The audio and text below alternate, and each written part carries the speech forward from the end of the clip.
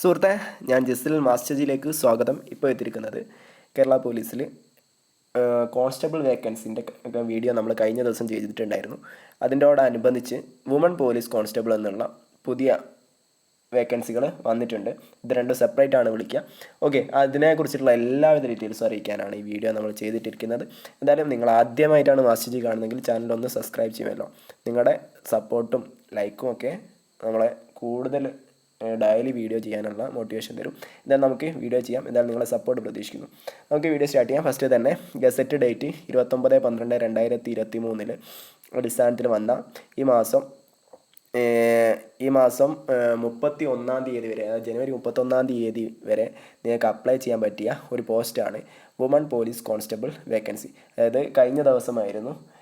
ഇതിൻ്റെ കൂട്ടത്തിൽ തന്നെയാണ് പോലീസ് കോൺസ്റ്റബിൾ മെൻസിന് വേണ്ടിയിട്ട് വേക്കൻസികൾ നോട്ടിഫിക്കേഷൻ വന്നത്. അതോടനുബന്ധിച്ച് തന്നെയാണ് വുമൻസിന് സെപ്പറേറ്റ് ആയിട്ടുള്ള നോട്ടിഫിക്കേഷൻ വന്നത്.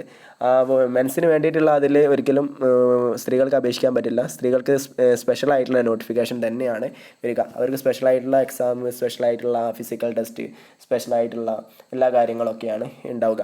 സോ അതിൻ്റെ ഡീറ്റെയിൽസ് ഒക്കെയാണ് നമ്മൾ ഈ വീഡിയോ ഡിസ്കസ് ചെയ്യുന്നത്. ഫസ്റ്റ് തന്നെ കേരള പോലീസ് ഡിപ്പാർട്ട്മെൻറ്റിലേക്കാണ് അവസരം വന്നിട്ടുള്ളത്. ഇതിലേക്ക് കേരള PSCയിൽ 1 ടൈം രജിസ്ട്രേഷൻ നടത്തിയിട്ടുള്ളവർക്ക് അപ്ലൈ ചെയ്യാവുന്നതാണ്. പോസ്റ്റ് നോക്കുമ്പോൾ woman police constable training, woman police battalion എന്നുള്ളതാണ് പോസ്റ്റിൻ്റെ പേര്. ഇതിലേക്ക് ഡിഫറൻ്റ്ലി ഏബിൾഡ്, അതായത് വൈകല്യങ്ങളുള്ളവരുണ്ടാവുമല്ലോ, അവർക്കും മെയിൽ കാൻഡിഡേറ്റ്സിനും അപേക്ഷിക്കാൻ പറ്റില്ല. ബാക്കി എല്ലാ സ്ത്രീ കാൻഡിഡേറ്റ്സിനും അപ്ലൈ ചെയ്യാവുന്നതാണ്. സാലറി വരുന്നത് 31,100 രൂപ മുതൽ 66,800 രൂപ വരെയാണ്. ഓക്കെ, ഇതിലേക്ക് എത്ര വേക്കൻസികളുണ്ട് എന്നുള്ളത് ഇതുവരെ കണക്കാക്കിയിട്ടില്ല. എന്തായാലും നല്ല വേക്കൻസികൾ തന്നെ നമുക്ക് പ്രതീക്ഷിക്കാവുന്നതാണ്. ഇതൊരു ഡയറക്റ്റ് റിക്രൂട്ട്മെൻ്റ് ആണ്. അതുകൊണ്ട് തന്നെ ഒരു ഷോർട്ട് ലിസ്റ്റ് ഒരു മെയിൻ ലിസ്റ്റിൻ്റെ ഒക്കെ അടിസ്ഥാനത്തിലായിരിക്കും നിങ്ങളുടെ ജോലിയിലേക്ക് പ്രവേശിപ്പിക്കുക.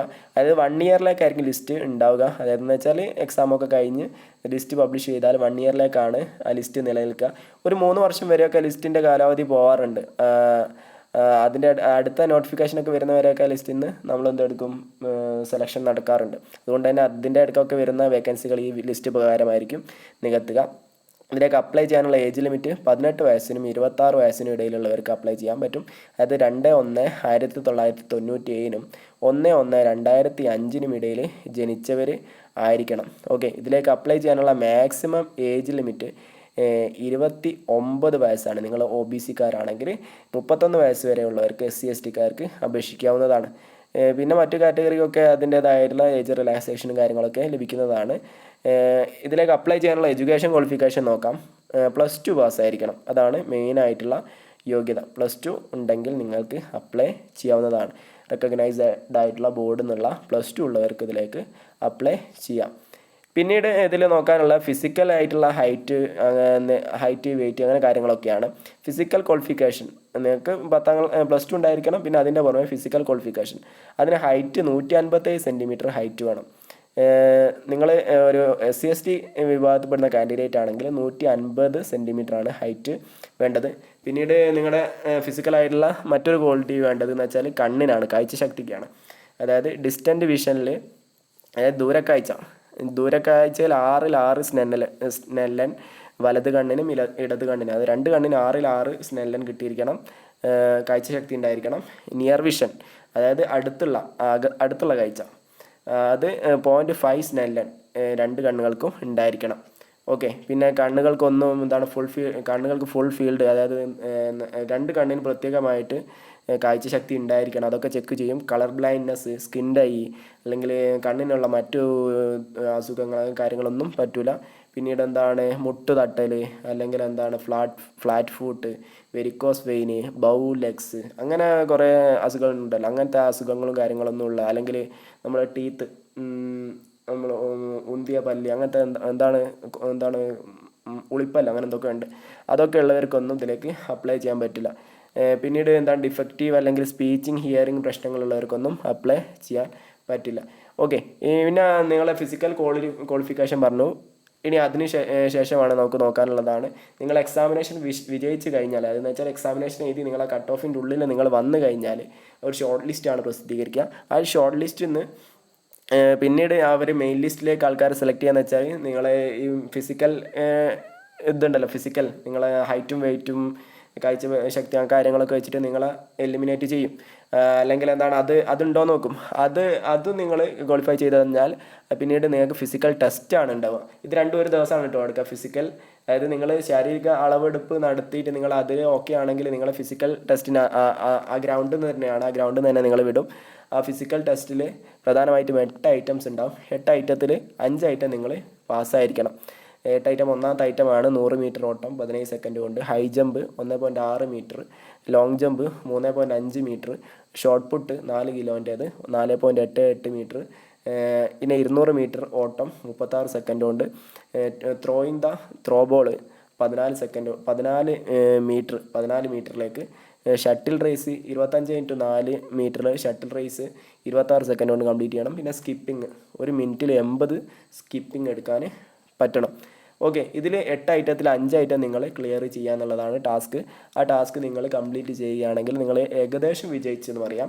പിന്നീട് നിങ്ങളെ മെഡിക്കൽ ടെസ്റ്റ് ഉണ്ടാവും, മെഡിക്കൽ സർട്ടിഫിക്കറ്റ്. അതിന് വേണ്ടിയിട്ട് നിങ്ങൾ ഒരു ഗവൺമെൻറ് മെഡിക്കൽ ഓഫീസറുടെ അസിസ്റ്റൻറ്റ് സർജൻ റാങ്കിലുള്ള ഒരു കൺസൾട്ടൻറ്റിൻ്റെ ഈ ഫോർമാറ്റിലുള്ള മെഡിക്കൽ സർട്ടിഫിക്കറ്റ്, അതായത് വെച്ചാൽ ഇത് ഡൗൺലോഡ് ചെയ്തിട്ട് ഈ ഫോർമാറ്റിലുള്ള സർട്ടിഫിക്കറ്റ്, അതായത് നിങ്ങളെ കാഴ്ച പ്രധാനമായിട്ടും കാഴ്ച, പിന്നെ മറ്റു കാര്യങ്ങളൊക്കെ രേഖപ്പെടുത്തുന്ന നിങ്ങളെ ഫോട്ടോ ഒക്കെ ഒട്ടിച്ചിട്ടുള്ള ആ സർജൻ്റെ സിഗ്നേച്ചറുള്ള ഒരു സർട്ടിഫിക്കറ്റാണ്. ആ സർട്ടിഫിക്കറ്റ് നിങ്ങൾ ഹാജരാക്കേണ്ടതുണ്ട്. ഓക്കെ, അങ്ങനെ നിങ്ങൾ മെഡിക്കലും നിങ്ങൾ പാസ്സായി കഴിഞ്ഞാൽ നിങ്ങൾക്ക് പിന്നെ കേരള പോലീസിൽ ജോലി ആയി കഴിഞ്ഞു. പിന്നെ നമുക്ക് ഇതിലേക്ക് നോക്കേണ്ടത്, ഇപ്പോൾ നമ്മൾ കേരള പോലീസിൽ ജോലി കിട്ടാനുള്ള എല്ലാ വഴികളും നമ്മൾ പറഞ്ഞു തന്നു. ഇനി ഇതിലേക്ക് എങ്ങനെ അപ്ലൈ ചെയ്യാന്നുള്ളതാണ്. അപ്ലൈ ചെയ്യാൻ കേരള PSCയുടെ വെബ്സൈറ്റ് ഉണ്ട്. നിങ്ങൾ ഓൾറെഡി വെബ്സൈറ്റിൽ 1 ടൈം രജിസ്ട്രേഷൻ നടത്തിയിട്ടുള്ളവരാണെങ്കിൽ നിങ്ങൾ www.keralapsc.gov.in എന്നുള്ള വെബ്സൈറ്റ് പോവുക. എന്നിട്ട് നിങ്ങളുടെ തുളസി എന്ന് പറഞ്ഞ ഇതുണ്ടല്ലോ, അതിൻ്റെ സ്പെഷ്യലായിട്ടുള്ള വെബ്സൈറ്റ്, അതിൽ പോയിട്ട് നിങ്ങളുടെ യൂസർ നെയിമും പാസ്വേഡും ടൈപ്പ് ചെയ്തിട്ട് നിങ്ങൾക്ക് ഡയറക്റ്റായിട്ട് ഈ എന്താണ് സ്റ്റേറ്റ് വൈഡ്, അല്ലെങ്കിൽ സ്റ്റേറ്റ് വൈഡ് ആയിരിക്കില്ല, ഡിസ്ട്രിക്ട് വൈസ് ആയിരിക്കും. ഡിസ്ട്രിക്ട് വൈസ് വേക്കൻസീസിൽ പോയിട്ട് നിങ്ങൾക്ക് പെർട്ടിക്കുലർ ആയിട്ടുള്ള ഇതിലേക്ക് നിങ്ങൾക്ക് അപ്ലൈ ചെയ്യാവുന്നതാണ്. അതിൽ ക്ലിക്ക് ചെയ്തിട്ട് അപ്ലൈ ചെയ്യാം. അല്ലെങ്കിൽ നിങ്ങൾ ഇതുവരെ കേരള PSC ഒന്നും രജിസ്റ്റർ ചെയ്യാത്ത കാൻഡിഡേറ്റ് ആണെങ്കിൽ നിങ്ങൾ കേരള PSCയുടെ പോകേണ്ട വെബ്സൈറ്റാണ് www.keralapsc.gov.in എന്നുള്ള വെബ്സൈറ്റ് പോവുക. ശേഷം 1 ടൈം രജിസ്ട്രേഷൻ എന്നുള്ള ടാബ് നിങ്ങൾ ഏറ്റവും ടോപ്പ് തന്നെ കാണാം. ആ ടാബിൽ ക്ലിക്ക് ചെയ്തിട്ട് നിങ്ങളുടെ എല്ലാവിധ വിവരങ്ങളും, നിങ്ങളുടെ പേര്, നിങ്ങളുടെ address, phone number, email ID, നിങ്ങളുടെ ഫോട്ടോ, സിഗ്നേച്ചർ, അങ്ങനെ എല്ലാ എഡ്യൂക്കേഷൻ ക്വാളിഫിക്കേഷൻ ഡീറ്റെയിൽസ്, എല്ലാവിധ ഡീറ്റെയിൽസും കൊടുത്തിട്ട് നിങ്ങൾക്കൊരു പ്രൊഫൈൽ ക്രിയേറ്റ് ചെയ്യാവുന്നതാണ്. സൗജന്യമായിട്ട് പ്രൊഫൈൽ ക്രിയേറ്റ് ചെയ്യാം. നമ്മുടെ സോഷ്യൽ മീഡിയാസിലൊക്കെ പ്രൊഫൈൽ ക്രിയേറ്റ് ചെയ്യുന്ന മാതിരിയുള്ള പ്രോസസ്സ് തന്നെയാണ്. അങ്ങനെ പ്രൊഫൈൽ ക്രിയേറ്റ് ചെയ്താൽ നിങ്ങൾക്കൊരു യൂസർ ID യും പാസ്വേഡും കിട്ടും. ആ യൂസർ ID യും പാസ്വേഡും വെച്ചിട്ട് നിങ്ങൾക്ക് ഭാവിയിൽ വരുന്ന എല്ലാവിധ വേക്കൻസികളും ഒരു നോട്ടിഫിക്കേഷനായിട്ട് നിങ്ങൾക്ക് ഇങ്ങനെ ലഭിച്ചുകൊണ്ടേയിരിക്കും. അതിൽ നിങ്ങൾക്ക് ആ നോട്ടിഫിക്കേഷനിൽ ക്ലിക്ക് ചെയ്തിട്ട് നിങ്ങൾക്ക് ഡയറക്റ്റ് ആയിട്ട് നിങ്ങൾക്ക് ആ യോഗ്യത ഉണ്ടെങ്കിൽ അപ്ലൈ ചെയ്യാൻ പറ്റും. എന്തായാലും അങ്ങനെയൊക്കെയാണ് ഇതിൽ ചെയ്യുക. എന്തായാലും അതിനെക്കുറിച്ചിട്ടൊക്കെ നമുക്ക് യൂട്യൂബിൽ ഒരുപാട് വീഡിയോസ് അവൈലബിൾ ആണ്. അത് ചെയ്യാൻ ഇതുവരെ ചെയ്യാത്തവരാണെങ്കിൽ.